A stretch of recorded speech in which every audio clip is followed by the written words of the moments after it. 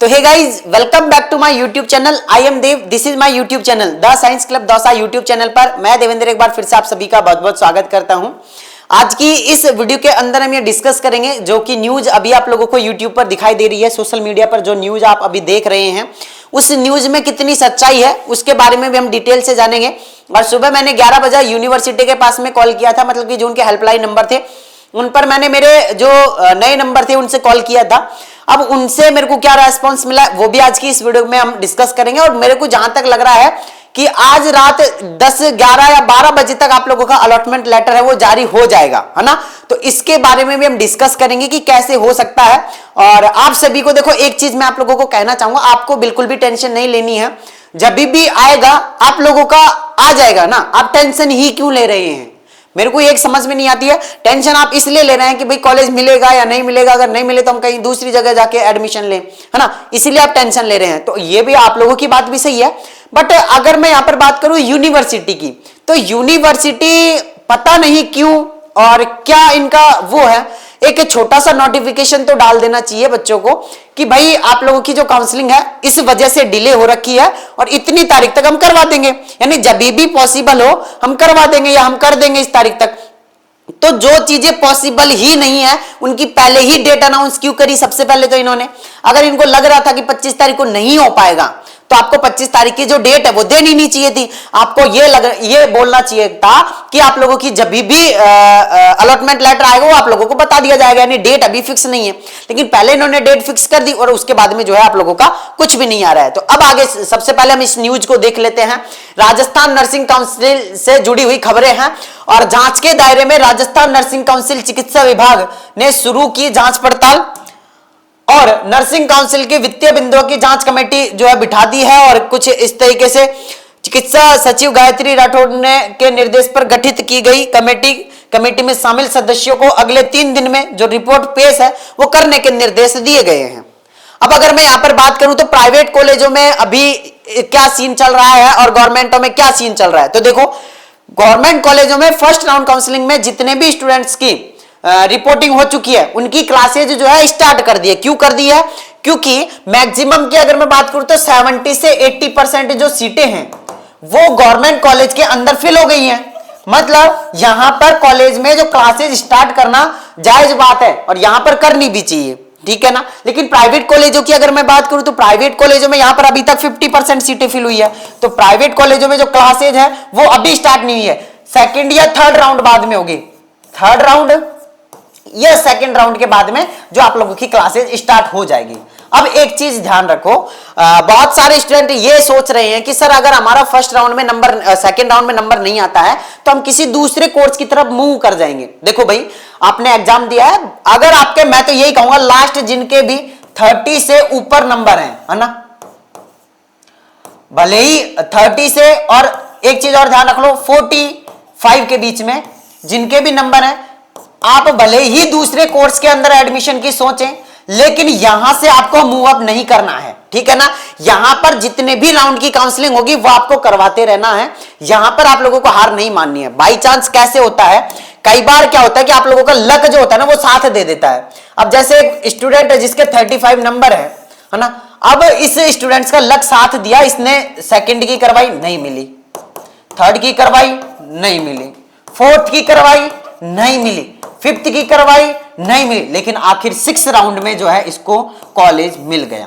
मतलब अब इसने इतनी मेहनत करी है, यहां तक आया, यहां तक आया, यहां तक आया। अगर यहां से भी वो मूव अप कर लेता तो यहां पर उसकी क्या है, मंजिल थी, उसकी मंजिल कहां थी, 6 राउंड पर थी। तो उसने हार नहीं मानी और यहां तक आया, वो यहां तक आने के बाद उसको मंजिल मिल चुकी है उसकी। तो मैं तो एक ही चीज कहना चाहूंगा, अगर आपके पैसे एक बार लग गए हैं, 550 रुपए का टोकन आप लोगों का कट गया है, तो आप जो है आपकी काउंसलिंग करवाते रहो, उसमें कोई बात ही नहीं है। 550 रुपए का टोकन आप लोगों का कट गया है तो अब इसके बाद में ना कोई यूनिवर्सिटी आप लोगों से पैसा ले रही है, सिर्फ आप लोगों को कॉलेज भरनी है, वो भरते रहो, कभी ना कभी तो आप लोगों का नंबर आएगा ना। जैसे नन्ही चींटी जब दाना लेकर चढ़ती है ना दीवार पे तो 100 बार फिसलती है लेकिन फिर लास्ट में जाके क्या हो जाती है, सक्सेस हो जाती है। इसी तरीके से आप लोगों की काउंसलिंग करवाते रहना। मैंने एक चीज आपको कही है कि 30 से ऊपर वाले नंबर वाले और 45 से नीचे वाले, ये दोनों क्या करेंगे, ये यानी इनके बीच वाले जितने भी स्टूडेंट है वो सभी क्या करेंगे, एक अनादर यानी दूसरे कोर्स के अंदर आप लोगों को एडमिशन ले लेना है, दूसरे कोर्स के अंदर एडमिशन ले लो आप। और अगर वहां पर देखो, अब एक चीज और कहना चाहूंगा कि सर हम डॉक्यूमेंट्स जमा करवा देंगे वहां पर, तो फिर जो हमारे डॉक्यूमेंट्स कैसे आएंगे, तो एक चीज और ध्यान रख लेना, मैं आप लोगों के ही काम की बात बता रहा हूं, इसका कोई भी गलत यूज नहीं करेगा जो भी चीजें मैं बता रहा हूं, है ना। तो सबसे पहले आप लोगों को जाना है, कलर प्रिंट आप लोगों की निकलती है ना, कलर प्रिंट आप लोगों की निकलती है। तो सभी डॉक्यूमेंट्स की आगे और पीछे से, सभी डॉक्यूमेंट्स की आगे से और पीछे से कलर वाली प्रिंट आउट निकलवा लो, है ना।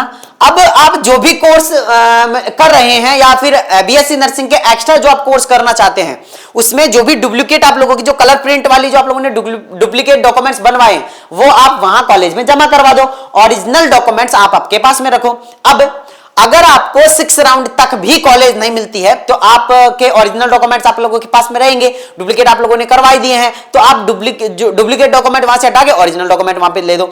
लेकिन अगर आपको 3rd राउंड करवाई, 3rd में नहीं मिली, 4th राउंड करवाई आपने, 4th राउंड में आपको कॉलेज मिल गई, आपने बीएससी में एडमिशन ले लिया और आपको यहां पर बीएससी नर्सिंग में भी एडमिशन मिल गया, तो वहां जो आप लोगों के डुप्लीकेट डॉक्यूमेंट है वहां छोड़ दो, उनको कोई मतलब ही नहीं है। क्योंकि बहुत बार परेशानी स्टूडेंट को यहीं पर आ जाती है कि सर हमारे ओरिजिनल डॉक्यूमेंट जो है दूसरी जगह हमने सबमिट करवा रखे हैं, अब वहां से निकलवाए कैसे, वहां से निकलेंगे नहीं, वहां पे बॉन्ड बनवा लेते हैं कि आप लोगों को पूरा फीस देनी पड़ेगी।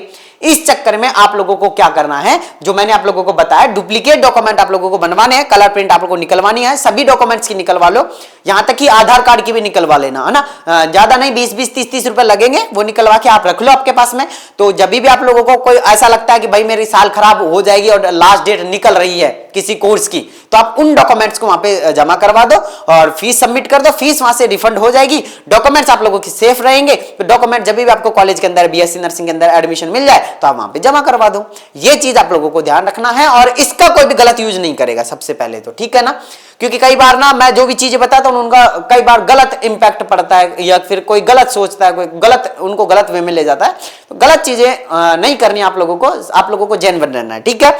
अब बात करते हैं अलॉटमेंट लेटर की। तो अलॉटमेंट को लेकर देखो आप बहुत ज्यादा परेशान है, तो मैं तो एक ही चीज कहूंगा कि आप परेशान ना हो तो अच्छी बात है, क्योंकि परेशान होंगे यूनिवर्सिटी जो है ना RUHS, इसको कोई फर्क नहीं पड़ेगा, आप कितने भी परेशान हो, आप रो, आपके आंसू आ रहे हैं, आप बीमार हो रहे हो, आप कुछ भी हो रहे हो, यूनिवर्सिटी को बिल्कुल फर्क नहीं पड़ेगा। तबीयत किसकी खराब हो रही है, आपकी, ठीक है ना। तो इम्यूनिटी किसकी कमजोर हो रही है, आपकी। बीमार कौन हो रहा है, आप हो रहे हो। काम धंधा कौन नहीं कर रहा है, आप नहीं कर रहे हो। पढ़ाई कौन नहीं कर पा रहा है, आप नहीं कर पा रहे हो। यूनिवर्सिटी का क्या गया, कुछ नहीं गया। तो सब अपना अपना काम देखो, जब भी आएगा आ जाएगा भाई, टेंशन नहीं क्यों लेनी है। 1 दिन बाद आएगा, 2 दिन बाद आएगा। अब ऐसा तो है नहीं कि आपका ही रुक रहा है, नहीं, बहुत सारे स्टूडेंट है, यानी सभी का एक साथ आएगा ना। ऐसा तो है नहीं कि भाई ये कविता है ना। अब कविता बेचारी परेशान हो रही है, क्यों, क्योंकि इसका अलॉटमेंट लेटर नहीं आया। अरे कविता के साथ साथ में संगीता का भी नहीं आया, सरिता का भी नहीं आया, लोकेश का भी नहीं आया, सभी का नहीं आया ना। जिसने भी 2nd राउंड की करवाई किसी का भी नहीं आया, तो टेंशन लेनी क्यों है। आएगा जब सबका एक साथ आएगा, नहीं आएगा तो किसी का भी नहीं आएगा। ऐसा तो है नहीं कि आप अकेले भीड़ में रह जाओगे, नहीं, ठीक है ना। तो बिल्कुल भी टेंशन मत लो। बाकी जब भी अलॉटमेंट लेटर आएगा तुरंत आप लोगों को मैं सबसे पहले मैं नोटिफिकेशन दे दूंगा। सबसे पहले मैं ना वीडियो नहीं डालूंगा, मैं व्हाट्सएप पर मैसेज डाल दूंगा, ग्रुप पे मैसेज डाल दूंगा मैं, है ना। तो सभी जो है एक बार हमारी व्हाट्सएप चैनल से जरूर जुड़ जाओ, ताकि मैं आप लोगों को वहां पर रिप्लाई कर दूंगा। बाकी मैं मिलता हूँ नेक्स्ट वीडियो में, जब तक के लिए जय हिंद, जय भारत, नमस्कार।